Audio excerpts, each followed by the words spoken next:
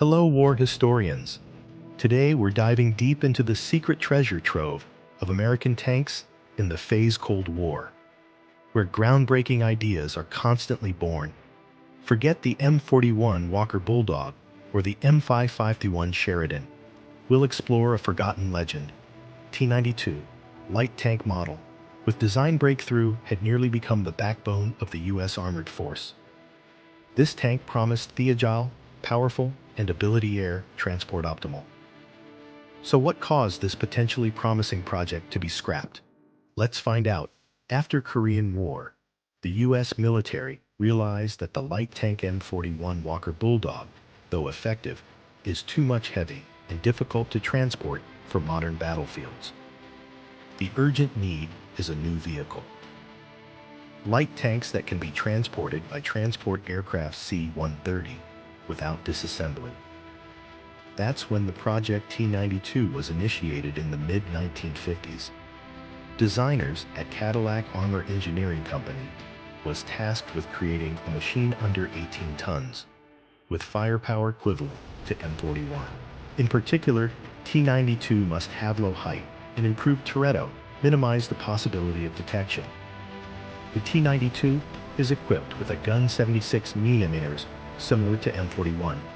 But the special point lies in conveyor loading system, semi-automatic and flat, unmanned turret design, only 2 people in the cockpit.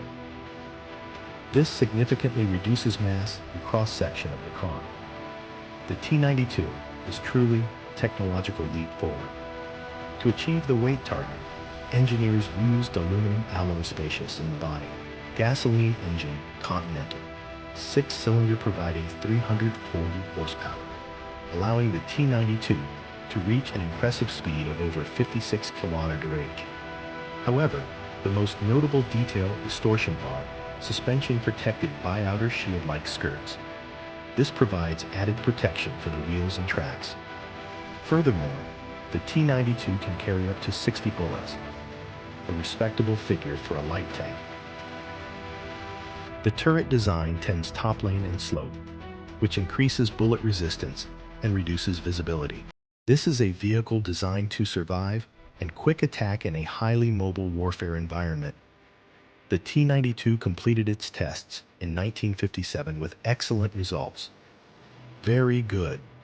It met all the Army's requirements, surpassing the M41 in transportability and flexibility.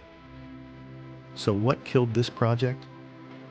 Unfortunately, the fate of the T92 was sealed by the appearance of a new technology, revolutionary, recoilless rifles. The U.S. Army was developing a light tank at that time, M551 Sheridan, a completely different vehicle, equipped with 150mm or gun capable of shooting Shalala anti-tank missile. Although the T92 is ready for production, its firepower superior and breakthrough regarding the Sheridan missile, the Department of Defense decided to cancel. The T92 program began in 1958. The 2 T92 prototypes built became relics of a tumultuous period in armor design.